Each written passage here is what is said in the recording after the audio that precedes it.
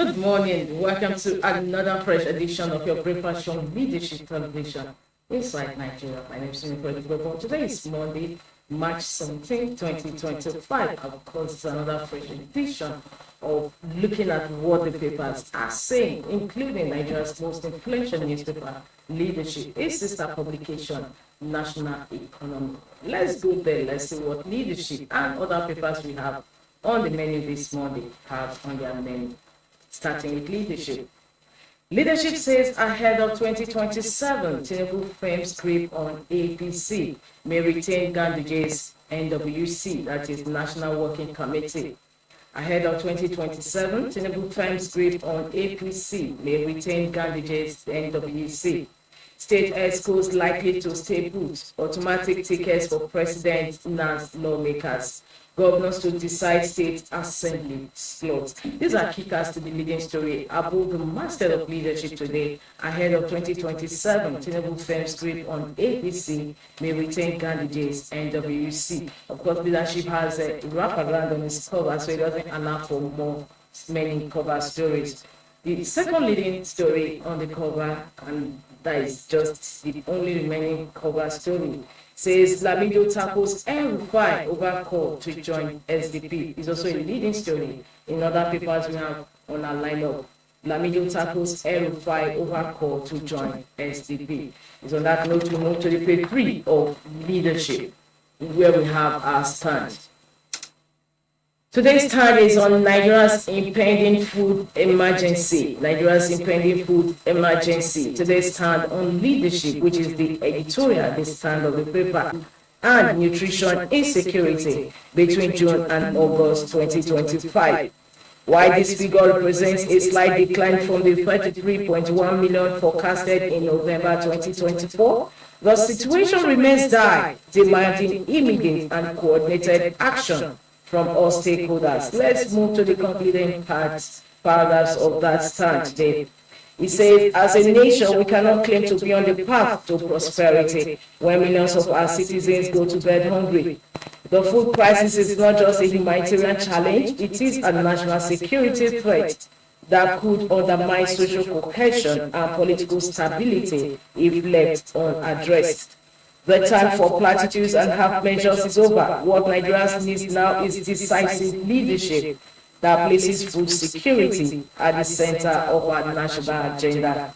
The looming food crisis is a test of our collective resolve as a nation. How we respond to this challenge will define not just the immediate fate of 30.6 million vulnerable Nigerians, but also our long-term prospects as a food secure and prosperous nation. We must not fail this test. We just read paragraphs from our stand today on the Nigeria's impending food emergency. From that stand, we move to the back page where we have Monday column with Dakuku Peter side. Today's column is writing on Rivers backlash of a Supreme verdict.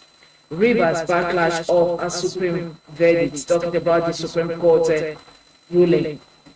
And it quotes, justice is the bedrock of any democratic society, providing stability, fairness, and order. Quote from that back page, Monday column with Dakuku Peter side, Rivers backlash of a Supreme verdict. Before we leave the back page, let's go to Ghana Must Go. He says Tinubu has given Nigeria's major challenges good fight. Coming from Northern Group, Tinubu has given Nigeria's major challenges good fight. Northern Group, and of course, Ghana Must Go answered. Is that from your pockets? Is a good question. Well, for continuation of these stories we just analyzed, reviewed on the cover, don't forget to log into the website of Leadership for continuation of these headline stories, www.leadership.ng. From Leadership, we move to the next paper on our menu, and that is THISDAY. THISDAY says Fubara frustrating budget presentation, 27 lawmakers claim as Rivers crisis festers. Fubara frustrating budget presentation, 27 lawmakers claim as Rivers crisis festers. Deny receiving his correspondence. Niger Delta use all Tinubu to drive peace. Women support Fubara's peace moves. Urges Wike assembly members to sheet sword. Ogoni stakeholders push for peaceful dialogue with federal government on oil resumption. Kickers to the leading story on this day, this Monday. Fubara frustrating budget presentation. 27 lawmakers claim as Rivers prices versus. Above that, Afrexim Bank Africa stabilizing $1.2 trillion debt profile. Significant reduction expected by 2027. Afrexim Bank Africa stabilizing $1.2 trillion debt profile. Significant reduction expected by 2027. Above the masthead of this day newspaper, Lamido to El-Rufai, personal grievances should not be basis for Tinubu's removal. Says if you allow emotions to dictate your decisions, you will never lead objectively. This is a rider to the leading story of this day, this Monday. Of course, it's also on the cover of Leadership. Lamido to El-Rufai, personal grievances should not be basis for Tinubu's removal. Says if you allow emotions to dictate your decisions, you will never lead objectively. The former governor of Jigawa State, Alhaji Sule Lamido, criticized the call by immediate past governor of Kaduna State, Malam Nasir El-Rufai, for the unseating of President Bola Tinubu in 2027, saying it is based on personal grievances. Lamido said national interest should be the overriding consideration in such political discussions. There is a paragraph from that leading story of this day. Lamido to El-Rufai, personal grievances should not be basis for Tinubu's removal. Says if you allow emotions to dictate your decisions, you will never lead objectively. Lastly, on the cover of this day, Obasanjo laments decline in values. Says kidnappers, others now traditional rulers. Obasanjo laments decline in value, says kidnappers, others now traditional rulers. Obasanjo is the former president of Nigeria, Olusegun Obasanjo. And the story runs on page 41 of this day. For continuation of these headline stories, don't forget to log on to www.thisdaylive.com. From this day, we move next to the lineup. Another paper we have on our lineup this Monday. I'm talking about Vanguard. Vanguard says global trade war, Naira value depreciates amid forests are closed. Global trade war, Naira value depreciates amid forests are closed. CBN intervenes with $500 million as Naira depreciates to 1,600 Naira per dollar. Currency dealers lament dollar scarcity, projects further Naira depreciation. Banks not selling dollars to us, BDC operators seek CBN's intervention. I'll take that leading story again on Vanguard this Monday. It says, global trade war, Naira value depreciates amid forests are closed. Leading story on Vanguard this Monday. CBN intervenes with $500 million as Naira depreciates to 1,600 Naira per dollar. Currency dealers lament dollar scarcity, projects further Naira depreciation. Banks not selling dollars to us, BDC operators seek CBN's intervention. Kickers to that leading story today. Street disease kills 5 Kebbi University students. We won't allow El-Rufai to. We won't follow El-Rufai to SDP. Lamido, I mentioned earlier that it's also a story that is on the cover of some of the papers we have on our lineup this Monday. We won't follow El-Rufai to SDP. Lamido taking it from another angle. Still on Vanguard, we move to sports. FIFA 2026 World Cup qualifier. Amucheli leads with 13 pros for Super Eagles shoulder. That takes us to the masthead where we have above it, UBA ICAN partner to drive innovation in finance accounting. Rivers Government Assembly in war of words over budget presentation. Ubara frustrating implementation of Supreme Court judgment. Rivers Assembly, that is its leading story on this day newspaper today. Rivers Government Assembly in war of words over budget presentation. Ubara frustrating implementation of Supreme Court judgment. Rivers Assembly. Serap sues Akpabio over Senator Akbuti Udwara's suspension. This story is on page 10 of Vanguard. Serap sues Akpabio over Senator Akoti Uduaga's suspension. For more of these stories, don't forget to log into the website of Vanguard for more. From that, Vanguard, we move to the next paper on our lineup, and that is The Punch. The Punch says how subsidy removal tension worsened Niger's fuel scarcity. How subsidy removal tension worsened Niger's fuel scarcity. Fuel marketers decry closure of stations at border towns. Citizens demand more Nigerian goods. This is a writer to the leading story on The Punch newspaper this Monday, March 17, 2025. How subsidy removal tension worsened Niger's fuel scarcity. Underneath that, we have a picture of firefighters dousing fuel at a nightclub fire in Macedonia. And the story beneath it says 59 killed, 155 hospitalized in Macedonia nightclub fire. The story is on page 44 of the Punch newspaper. Talking entertainment, Asake ready to buy me house, says father, baby mama alleges neglect.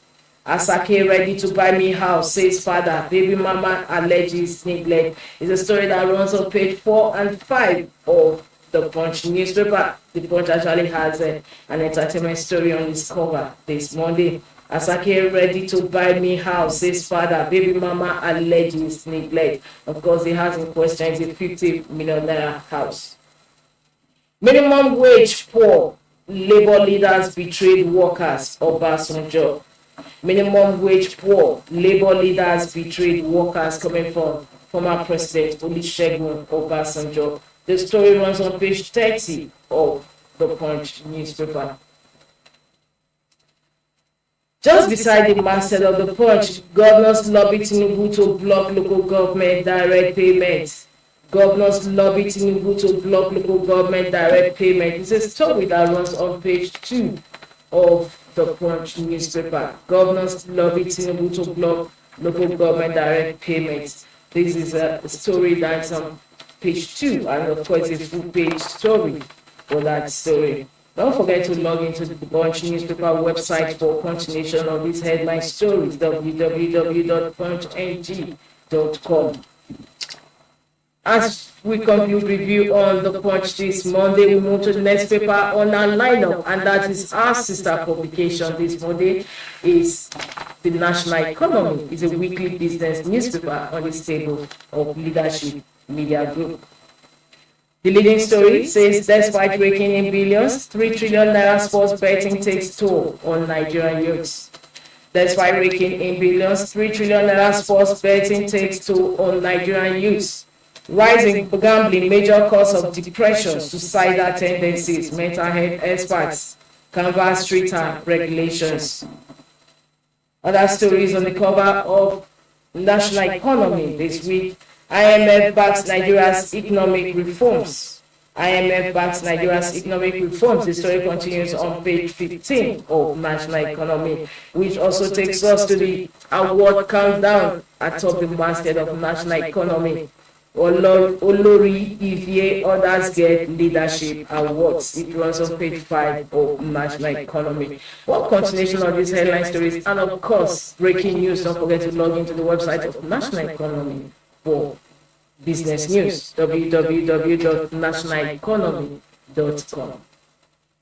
What we ask this today on this note, we bring to an end today's program, Inside Nigerian Leadership Television. Unfortunately, we don't have our guest in the studio to talk more on some of the trending issues. But don't forget to join us. Okay? So don't forget to join us same time, same station for another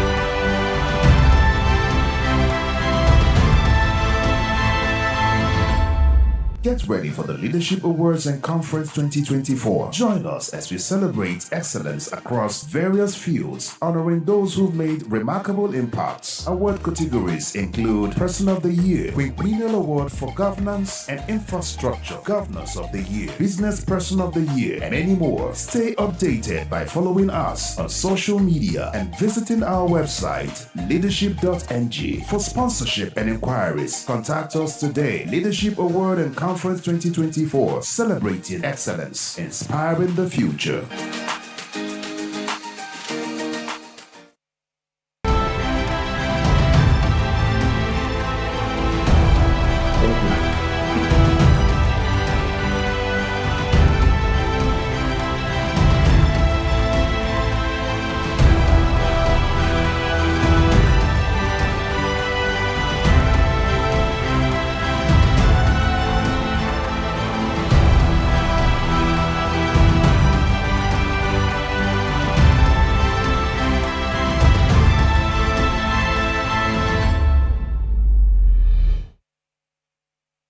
The program is Inside Nigeria, broadcast show on Leadership Television. Yes, our guest is in the house, of course, and we're almost running up until just through in. It's always a good pleasure to have you in the show. Thank you for having me. The political economist, beholder, Ali Elias. Thank you so much once again. And my name is Winifred Gwebo, your host on the program. Without mentioning words, let's go to trending issues. We are still having, despite the Supreme Court ruling, we're still having the brickbat crisis still lingers in Rivers State between the governor and the 27 lawmakers. And some papers have it today as their headline story. We have Vanguard. Vanguard says Rivers government assembly in war words over budget presentation. Ubara frustrating implementation of Supreme Court's judgment coming from Rivers Assembly. It's also a leading story today on the THISDAY newspaper. Main headline story actually it says Ubara frustrating budget presentation. 27 lawmakers claim as Rivers crisis festers. Deny receiving his correspondence. Of course, trending story over the week, last week was the fact that Ubara had already actually intimated his readiness to represent his budget. However, he was locked out. The 27 lawmakers did not respond. So, Ali, is there no end in sight to this imbroglio in Rivers State despite the Supreme Court ruling? Perhaps the end in sight will be by 2027 because this imbroglio will definitely continue. However, Ubara has signified that on Wednesday is also ready to present the budget. So we're expecting the lawmakers. I'm sure they are paying him back in his own coin because they believe that he has also dealt with them because he not paid their salary exactly and not paid their salary. So they think this is time to fight back and they want to fight it. And that's why I think, Mr. President, I think there's a particular... Yes, he summoned them. He actually had a meeting with them, with Pandep and some Niger. Right, so I'm thinking he should rethink his own position too, because the presidential position also matters. So he should not sit towards his minister, because it appears that his minister is under his cabinet, and they are even using federal power to actually do it. Because you cannot see ordinary person fighting a governor of a state. We know how it's by now governor will have taken over, but because the federal might is weak, and that's why, and it's under the supervision of President Bola. I think if you have to look at that, we align. If at all, why we now have opportunity of coming back, we should align to us actually complete his tenure. That's what we are canvassing. Why come we always have this fallout between godfathers and godsons? Because, like I always say, he knew what to expect when he agreed to be his pick-me godson. So, well, you know that before you pick... the minister did say then that even at the beginning of this war, he said that it's too early for this. That he didn't expect that he tried to remove his political structure so early on. Well, let's just look at Ubara too. Everybody have their own fair share of blame. I think Ubara should have calmed down for this first tenure. By second tenure, you can now show your power. By that time, even the power of the minister would have subsided. No matter what, if you have Godfather, it is everywhere. You have to listen to the Godfather to an extent. In fact, if you go to some states, the Godfather decide who becomes everything.